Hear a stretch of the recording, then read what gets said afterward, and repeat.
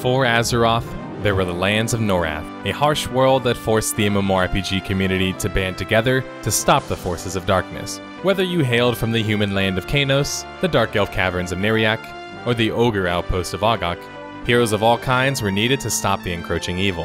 EverQuest was the first commercially successful 3D MMORPG, a pioneer in every sense of the word. EverQuest created a true virtual world, full of harsh conditions but immensely fulfilling to explore, assist, and conquer. As the MMORPG market evolved, however, and EverQuest 2 failed to really capture the same audience that EverQuest 1 did, those aforementioned lands of Norrath seemed to fade from memory day by day. This became especially true when the last bastion of hope for a new EverQuest MMO died with EverQuest Next's shutdown. How did the former king of MMORPG's reign end so abruptly? Why did the subsequent entries never seem to gain traction, and in the case of EverQuest Next, never come to fruition?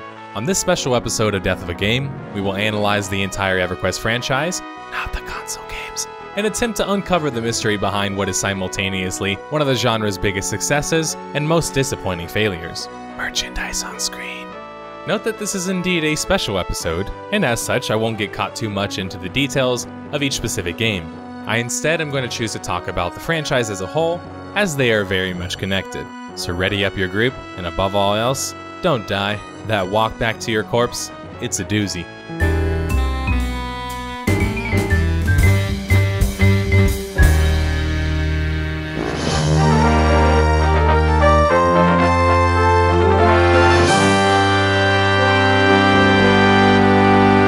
The story of EverQuest starts a bit murkily. John Smedley, the business mind behind EverQuest, developed the game's concept back in 1996 after witnessing the success of Meridian 59, the first attempt at a 3D virtual world. Smedley had his eyes set on making his own 3D MUD, or multi-user dungeon-styled MMO. Linking up with Brad McQuaid and Steve Clover, both programmers noted for their work on the RPG titled War Wizard, EverQuest began development. Bill Trost also heavily contributed to the project, crafting the game's lore, story, and most of Norrath's very history. The team also linked up with Keith Parkinson, an artist who ended up creating some of the most legendary box art I think I've ever seen. The team behind EverQuest got their start at Sony Interactive Studios America, which was later renamed to 989 Studios. They broke off to form their own company known as Varan Interactive. Despite divorcing from their parent company, Sony continued to fund and eventually publish Varan Interactive's EverQuest. EverQuest was ready for release just after 3 years of development, and Varan's expectations for the launch were rather modest. I don't think anyone could have anticipated the level of success that would shortly follow. EverQuest launched on March 16, 1999. It was, as previously mentioned, the first true 3D MMORPG experience, and players were absolutely enraptured by the title. It's difficult to track how the community or critics were feeling about the game when it launched 19 years ago, but based on popular reviews from Yahoo, PC Gamer, and IGN critics, EverQuest was being hailed as the next online experience. Sure, the UI and certain game mechanics were a bit rough, but that's to be expected from a game that only took 3 years to develop, as well as being a literal pioneer in the field. Let's take a second to get some perspective on why EverQuest 1 was so incredible and unique for its time. EverQuest 1 was based on MUD titles, multi-user dungeons, and it heavily focused on building a true virtual world, which is something you don't really see in current MMOs. EverQuest wasn't just a massively multiplayer online game. It was a true virtual world called Norrath, and it was filled with terrors. It wasn't a pleasant world upon first couple experiences. It had severe death penalties, including the now famous corpse walking, where upon death you had to return to your corpse or risk losing your gear or XP. Has anybody here seen my corpse? But when you managed to conquer a foe, or your team was able to defeat a boss, EverQuest was truly rewarding. A virtual world really is all about finding another place to live in, and EverQuest most certainly did that. The in-game story of EverQuest, both past and present, was told in truly spectacular ways. That's because in order to understand the world in which you inhabited in the game, you were forced to explore, whether through stumbling upon hidden quests, enemy factions or races, or attempting to learn new languages. All the while you had a healthy fear that if you bit off more than you could chew, you'd be finding yourself in a spot of trouble. It was dangerous, but above all else, it was exciting. There was much to explore, and the characters that you met along the way changed your life. Take for example the simple quest line in West Freeport called Muffin for Pandos. Pandos is a high elf, Lady Shay's guard. And if you give him a muffin, which he really wants, he will leave the guard post, which then triggers another quest when a warden comes out to greet you. As this questline goes on, you learn about the secret affair going on in the kingdom, about possible cover-ups, crime, and much more, expecting you to figure things out on your own instead of alerting you to new quests with a huge pop-up menu. Back in the day, they didn't have minimaps. They didn't show you exactly where to go. You just had to read where to go! It gave the world a much more realistic lived-in feel. It felt like you were totally immersed in the story of the game. By the end of EverQuest's first year of being live, it had already eclipsed Ultima Online, the de facto MMO king at the time, in terms of subscription numbers. EverQuest's subscriber count at the time was rumored to be around 200,000 subscribers. It was certainly an impressive feat. Not one that went unnoticed. Upon EverQuest's smashing success, Sony Entertainment decided to peer its head back in. Their published game was doing fantastically, and they wanted to take Variant Interactive's team under their wing permanently, and thus they purchased Variant on June 16, 2000, and merged it with their budding online company, Sony Online Entertainment, SOE. We can hear all the nails on the chalkboard upon uttering those 3 letters. By summer of 2001, EverQuest had eclipsed 400,000 subs. It was success at that time we had never seen nor really thought possible. EverQuest would have as many as 100,000 concurrent players in 2001. However, as 2002 neared, changes were occurring behind the scenes, changes that likely could unravel the very fabric of EverQuest's being. Slowly. News hit the web on October 12, 2001, that Brad McQuaid, the man credited for the design of EverQuest, was jumping ship and leaving SOE to form his own company and work on his own MMORPG. When asked about his exit in an interview on Alakazam, I just get nostalgia even just saying Alakazam, Brad stated that it was a combination of him wanting to start a new game and that he had moved up the corporate ladder and had been working as an executive for SOE. In that position, he felt he had little involvement with the projects under SOE's banner at the time, which of course included EverQuest as well as the titles Star Wars Galaxies and PlanetSide, both hugely popular in their own right. Having previously covered Brad's post-EverQuest MMO, Vanguard Saga of Heroes, I have a little bit more insight as to why Brad left. Brad actually initially approached SOE telling them of his interest to be more involved with projects, and more specifically to create a new MMORPG. By 2001 through 2002, SOE had already begun work on a sequel to EverQuest, a sequel that the creator of the original game wasn't really involved with. Naturally, SOE wasn't going to fund Brad to create an MMO that would directly compete against them, though they did sort of do that in the end anyway, as they eventually completed publishing duties on Vanguard later on. Despite this news, however, EverQuest was still very much the king of MMORPGs, throughout 2002 and 2003, with a population of over 400,000 players. But the next year, 2004, would prove to be the most life-changing year for the entire EverQuest franchise.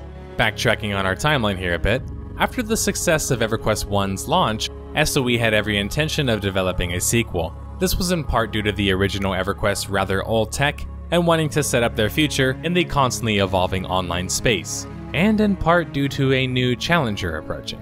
Enter Blizzard Entertainment, the mega company behind Diablo, StarCraft, and the Warcraft series. On the ill-fated day of September 2nd, 2001, Blizzard Entertainment announced that they would be taking their Warcraft series online with a new game known simply as World of Warcraft.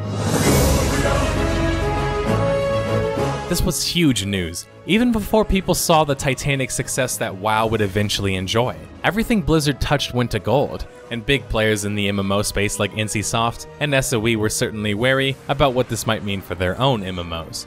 And boy were they justified in that feeling. It's difficult to find information about when EverQuest 2 began its development, but we can reasonably speculate that it was no earlier than 2001.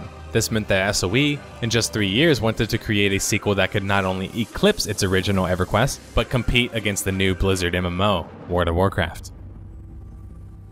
But what became apparent as 2004 drew to a close was that the original team behind EverQuest wasn't really working on the game or its upcoming sequel. As design changes trickled in, EverQuest progressively got more easy and became a more forgiving world, which isn't a terrible thing in itself, but lessening the formidable nature of the game eroded many of the very virtual world aspects that put EverQuest on the map and earned its special place in MMO history. In order for SOE to feel confident about going head-to-head with World of Warcraft, they decided they must simplify their game. which became an obvious focus in EverQuest 2. EverQuest 2 and World of Warcraft, by the nature of their existences, would also be inexplicably linked. Both were in development around the same time, and World of Warcraft specifically saw what SOE was able to accomplish with EverQuest, and saw opportunity to do much the same. Both titles launched in November of 2004, but through much different means. EverQuest 2 launched on November 8th, but did not offer an open beta like its competitor, World of Warcraft. EverQuest 2 also chose to push the MMO graphics to the next level, while World of Warcraft elected, like most Blizzard previous titles, to focus on more distinct and engaging art styles to push its graphical direction, which was comparatively simplistic in nature. Between EverQuest 2's lack of open beta and focus on graphics only supported by higher-end machines, World of Warcraft had positioned itself to appeal to far more gamers than EverQuest 2 ever could. World of Warcraft launched a few weeks later and was met with immediate success, selling over 200,000 copies the very first day. How did EverQuest 2 do in comparison? Well, unfortunately, I don't really have the hard stats, but we can make a bit of an educated guess based on some speculation. On Amazon's list of best-selling computer games during the time, World of Warcraft was ranked number 2, while EverQuest 2 failed to break even the top 25. By the start of 2005, WoW had already reached over 1 million paying subscribers. Meanwhile, EverQuest 2 peaked at only 350,000 before quickly dropping below 300,000 before 2005 came to a close. EverQuest 1, before the launch of its sequel, managed to reach as much as 550,000 subs. At the time of EverQuest 2 launch, EQ1's population dropped by at least 100,000 players. This makes sense though, as some of the players wanted to go play the sequel to the game that they were currently playing. After 2004, the battle between the EverQuest franchise and Blizzard's World of Warcraft came to a conclusion, and WoW dominated the MMO space. The EverQuest franchise was on a steady decline, and has been ever since.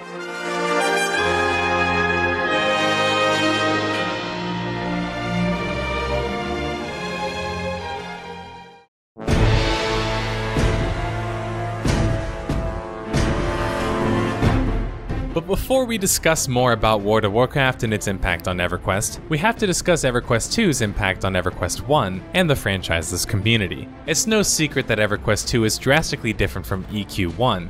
In fact, it's not even based on the same core concept. EverQuest 2 is really only a sequel in name. It's based 500 years after the plot of EverQuest 1. To make a long story short, Norrath has seen more than its fair share of cataclysms, and the gods had abandoned the land. But that's not really why the game is so different from its predecessor. Instead, the biggest changes are in its gameplay. EverQuest did a lot of things right, at least conceptually. On the technical side, the game had many bugs, graphical issues, janky gameplay, poor UI, and immense amounts of downtime. Something developer Brad McQuaid admitted was one of their biggest mistakes. There's too much downtime, but I'd not advocate eliminating it as others probably would. Rather, I'd reduce it a bit and come up with more things to do during that rest time, in between battles. Players need a break from the action, time to discuss what went wrong, or when to use the restroom or grab a soda. The socialization that occurs during a downtime is extremely important, and I don't think non-stop Diablo-style combat is good for MMORPGs. That said, when you find out people are finishing Robert Jordan novels while playing EverQuest, you know things are a bit extreme. EverQuest was an obvious pioneer in its field by creating a truly challenging, community-driven MMORPG. But with that moniker came many problems that they had to overcome due to simply unfamiliarity in the space. These problems are the same ones that World of Warcraft would later solve and implement upon great success. EverQuest 2 attempted to fix some of the issues present in EverQuest 1. However, its strategy for doing so turned out to be a fatal mistake. EverQuest 2 didn't simply just polish and simplify aspects of EverQuest 1. They buffed out many of the finer details of what made EverQuest 1 initially great. Yes, they went too far in the other direction. Although it was the right move to simplify the game in certain respects in order to attract a larger audience to compete with World of Warcraft and continue SOE's dominance in the MMO market, doing so was a delicate process that had far-reaching implications. By simplifying elements in their game such as grouping, classes combat, questing, and the in-game economy, SOE unfortunately watered down the game too much while not compensating with added depth elsewhere. As I mentioned, it's a balancing act. On one side you have simplicity and ease of access, while on the other side you have meaningful challenge. You need to strike a balance between the two to appeal to a broader MMO audience. EverQuest 1 was certainly more weighted towards being challenging, almost too much in certain regards, as it made even simple tasks seem difficult. In order to appeal to this sort of audience, you can't really appeal to the broad audience, as the more challenged audience is likely not going to be the majority. For EverQuest 2, the SOE team wanted to lean more on this simple to easy gameplay side. The problem is, they simply went just too far in that direction and lost the very soul of what an EverQuest game was. This is easily observed while comparing EverQuest 1, EverQuest 2, and World of Warcraft. EverQuest 2 is far closer to World of Warcraft than it is to its predecessor. Some say this is because EQ2 was SOE's wowification of their previous game model. But I'm not so conspiracy theorist about it. I simply think that SOE simplified their game until they inadvertently pushed away from their original audience and core vision. But if EverQuest 2 made similar changes as World of Warcraft, why did SOE's sequel fail to capture the same audience that WoW was able to? These days, of course, we know that World of Warcraft is the king. No, god of the MMORPG space, reaching numbers of subs and players we never thought possible. Why did EverQuest 1 fans describe World of Warcraft as a better sequel than EQ's own official follow-up? Now, I'm not going to spend the rest of the video deeply analyzing World of Warcraft and its effect on the entire genre. That's a video for another time. But I really want to highlight some simple reasons why World of Warcraft was able to pull ahead from EverQuest. World of Warcraft essentially took the base formula behind EverQuest and simplified it while maintaining a meaningful level of difficulty, crafted a finely polished combat system that EverQuest has still never achieved to this day, and made questing a more essential way of playing the game. World of Warcraft ultimately had less downtime than EverQuest, and it was easier to immediately get into the action, something they only continued to implement on, much to the chagrin of vanilla fans. While EverQuest 2 tried to be serious and focus on strong graphical experiences, it weirdly enough retained much of EQ1's outdated combat system. So when going head to head with World of Warcraft's buttery smooth gameplay, it just wasn't even close. Especially since many more players could play World of Warcraft, the thing practically ran great on a toaster. EverQuest 2 was likely in the oven for about 3 years max. EverQuest 1 didn't experience major success until 2000 or 2001, so I think it's safe to say that SOE wouldn't have begun development on a sequel until then. World of Warcraft, on the other hand, took nearly 5 years to develop. This is especially notable because the last year of development on an MMORPG is basically pure polish plus server infrastructure. These are things that I would argue an EverQuest game could severely need at launch, but alas, only Blizzard could really afford to bake a game for that long, and it's a recipe that they have proven time and time again works. In the end, EverQuest 2 came across as trying to be like World of Warcraft before WoW was even released. This came at the expense of staying true to its roots. While simultaneously trying to fix many of EQ1's technical issues, the problem was EverQuest 2 was a response to its direct competitor, whereas World of Warcraft was a response to the original pioneer, EverQuest 1. Throughout all of this, the original EverQuest continued to chug on. It might have only had 50% of its peak population, but it would continue to sport a modest player base all the way up until now, in 2018. EverQuest 1 never really failed per se, it simply faded from the limelight, as is typical for a game of its age. And considering the fact that it still receives yearly expansions, it is still making enough money to be somewhat successful, though a shell of its former self. It even exists in the original launch format in the form of Project 1999. But the EverQuest franchise was very reliant on continued large success to retain the dominance it showed in its early years, but things just got worse for the franchise over time.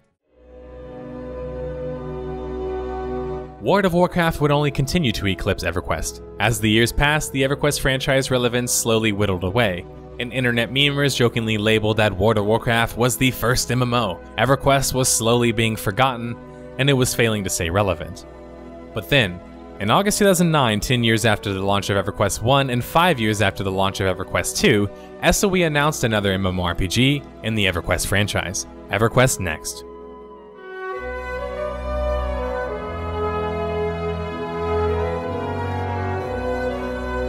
Creative director Witch Waters was quoted as saying, "So you can see there's a lot to wrestle with as we begin laying foundation for EverQuest Next.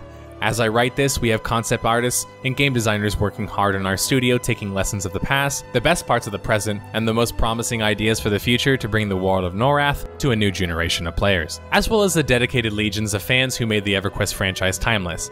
I hope we'll see you there." EverQuest Next was positioned at being an attempt at capturing the new generation of fans. This was exciting to think about, as many thought that EverQuest would never see another rendition. If SOE could capture the core EverQuest experience with a top-of-the-line engine and combat system, who knew what might happen? Not much else was said about the project in 2012, at SOE Live.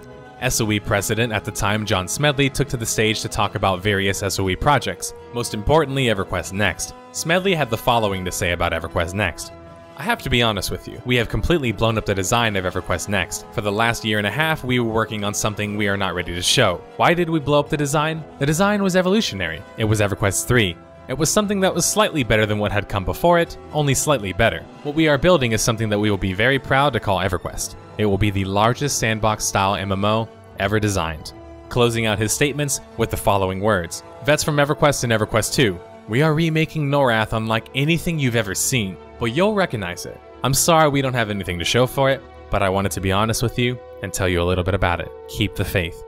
It was a strong appeal to emotion and trust, but the EverQuest franchise didn't really have much else to go on. Although Smedley helped create EverQuest, he also helped shepherd in the age of SOE. They recently had ruined the fan-favorite Star Wars Galaxies, which I talked about in another video on my channel, as well as a number of other MMOs. SOE was seen by the community as suits who just wanted to cash out. They had a reputation to fix, and this was a critical moment to do so. Side note, it was also at this time that they announced their Player Studio initiative, which allowed players direct influence on their live projects. The initiative granted players the ability to use SOE's toolset to create items for a number of games. It was a really cool system that unfortunately SOE never got recognition for, though that's understandable. SOE had pissed off a lot of fans by 2012. They dropped and directly shut down many MMOs, and even if those decisions were justified, SOE was greatly villainized. Nevertheless, I find it worth noting that Player Studio is a cool concept that more companies and MMOs should try and attempt. More news of the EverQuest Next project was announced at PAX East 2013, when Smedley first announced intentions for 2 EverQuest Next projects. The first one would be a typical quest-filled MMO sort of experience, while the second would be a world builder simulator, almost a Minecraft of sorts. The unique spin was that the best-made player creations would be implemented into the actual MMO. The broadened scope of the project seemed to attain the Emergent gameplay that Smedley previously mentioned. He was intent on making the world builder integral to the MMO experience, something that frankly makes a lot of sense. Let's talk a bit about Emergent gameplay.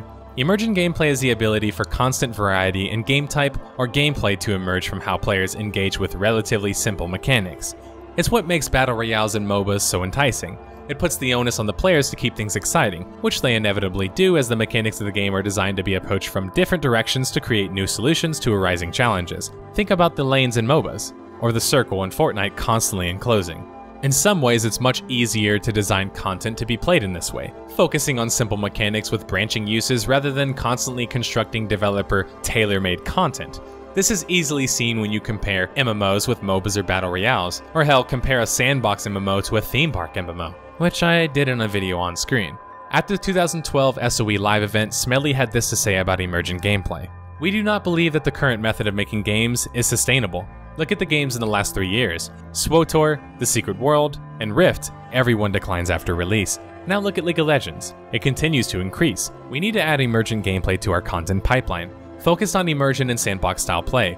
Does this mean that we stop making EQ and EQ2 content? No. You can expect those things to continue, but some games will see more of Emergent gameplay. I mean, he has a point. John Smedley might be likened to Antichrist by his biggest detractors, but you can't say that he isn't a smart man. This is something I have harped on endlessly in my videos. Just because World of Warcraft made developer-made content the norm doesn't mean it is remotely the best way to make content. I don't think it is. It's very expensive and takes immense amount of resources. It's no secret that most Kickstarter MMOs coming out in 2018 and beyond have realized this as well, but perhaps EverQuest once again was a bit too ahead of the curve. The EverQuest Next world building project received a formal title in late 2013, EverQuest Next Landmark.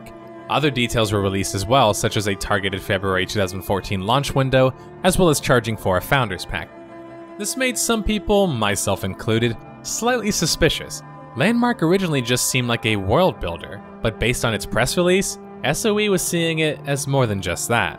This was all but confirmed in a later Forbes article, where the director of development, Dave Jorgensen, suggested that Landmark was more of a proving grounds for EverQuest Next features, where Landmark would house many of Next's mechanics, but in a more testable format. All this would be available until they continue to cook EverQuest Next, supposedly. And the way SOE monetized Landmark, it certainly seemed to be leaning towards more of its own independent venture. Pre-ordering it didn't really seem to offer you anything exclusive in EverQuest Next. Some would argue that Landmark was not created to allow fans to contribute content, but to potentially fund the continued development of EverQuest Next while also testing out features.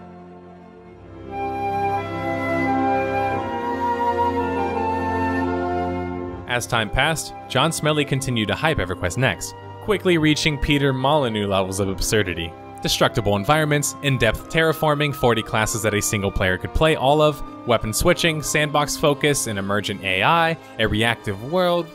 Wait a minute, that actually sounds like a really sick game. At SOE Live in August of 2014, more big news came about EverQuest Next, reminding fans that the game was still supposedly on the horizon. They teased some gameplay, combat, and a couple of their promised 40+ classes. Seriously though, why did they advertise 40 classes as the advertising point? Nitpicking here, but it sounds like a designer was like, well, World of Warcraft has 12 classes, and we really want to show how much more extensive our system is. Let's double it, no triple it. Heck, let's just round it to an even 40. We can totally deliver on that, right? Right. I can't possibly remember or find out what the general vibe was after seeing this gameplay, but looking back on it now and reflecting, it looked like a mixture of SWTOR or WildStar. Certainly not as revolutionary as they wanted it to seem. As they released more and more teaser videos outlining features, demonstrating the engine, showcasing little scripted events, it was easy to get caught up in the hype. Well, except if you noticed how early the gameplay footage seemed in terms of polish, and that most of the video footage shown by SOE for EverQuest Next was tech footage. Landmark was actually playable and buyable. As a product, Landmark seemed far more complete than EverQuest Next. This was not inherently surprising, since Landmark was touted as a place to test features for EverQuest Next. But as time went on, the public began to wonder, was SOE building a next-gen MMO or a world builder game?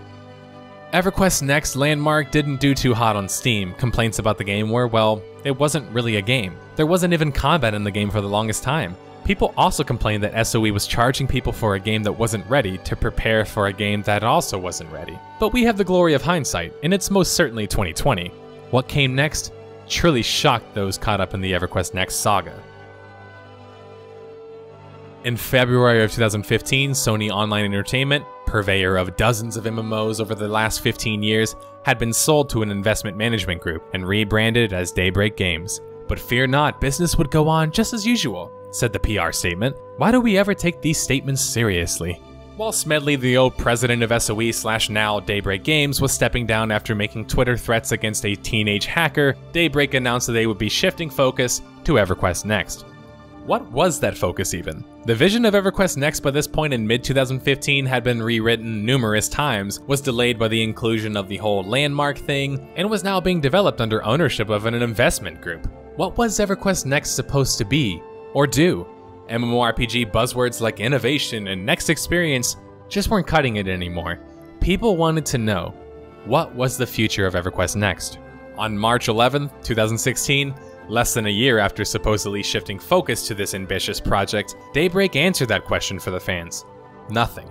There would be no future, because they would be canceling EverQuest Next. Daybreak president Russ Shanks had this to say following the news. I'm writing today to let you know after much review and consideration, Daybreak is discontinuing development of EverQuest Next. When we decided to create the next chapter in the EverQuest journey, we didn't aim low. We set out to make something revolutionary. For those familiar with the internals of game development, you know that cancellations are a reality we must face from time to time. Inherent to the creative process are dreaming big, pushing hard, and being brutally honest with where you land. In the case of EverQuest Next, we accomplished incredible feats that astonished industry insiders. Unfortunately, as we put together the pieces, we found that it just wasn't fun. We know you have high standards when it comes to Norrath, and we do too. In final review, we had to face the fact that EverQuest Next would not meet the expectations that we and all of you have for the worlds of Norrath.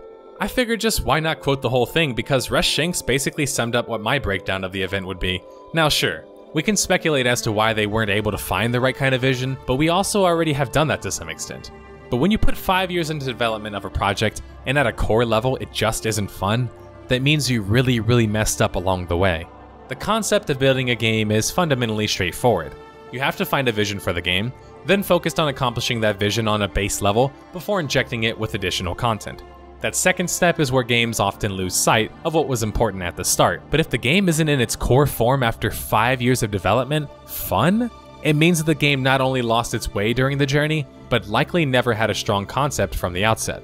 I generally find this sort of phenomenon present in games that had massive budgets and lofty goals. They try to shoot for the stars right off the bat without much of a core design or core idea formulated. So since the stars are so damn far away, they keep reaching and reaching, adding more and more features, until what we have left in the end is just a really shitty gumbo. or to complete the analogy, a crash landing. After this announcement, they also shut down Landmark not much after, which made sense since the product was originally supposed to be a companion for a game that no longer would see release. It never did help that Landmark was also never really that much fun to begin with. EverQuest 1's slow death wasn't as much indicative of its lack of quality, so as much as its inevitable result of the passage of time and changing market landscape. EverQuest 2 was a failed attempt to appeal to a wider audience, while failing to satisfy its own core audience, and well, not really being a sequel. But EverQuest Nexus' failure was the greatest failure of them all, attempting to solidify EQ's presence in the modern MMO scene and utterly failing to even launch. Cancel games often mean a franchise never sees another release. It's as if the series becomes radioactive. Will any other developer at this point attempt to purchase EverQuest? Will Daybreak take the franchise IP down with them if they fail? We won't really know for the time being, but one thing we can say for sure, and it's that the EverQuest IP has been in flux for some time, and it might be nearing its eventual end soon, setting the sun on Norrath for a final time. But there's still plenty of EverQuest 1 and 2 to play today, with both games having dozens of expansions for likely fraction prices. If you want to understand what someone means when they talk about wonder in an MMORPG or a community-based game, it's hard to find better examples than EverQuest 1, no matter how dated it may be. And for those future EverQuest fans who prefer to look to the future, keep an eye out for Pantheon. None other than Brad McQuaid, the original creator of EverQuest, is heading the project, so it's certainly one to look at if you're curious if such a game could capture a future audience. What's your opinion of the EverQuest franchise? Did you credit it for WoW's success? Do you think it will die permanently in the near future? Let me know in the comments below. And also make sure to check out the merchandise under this video. We've got a few cool designs for shirts and a mug. Or my Patreon if you want to support me creating more content. And as always, thanks for watching.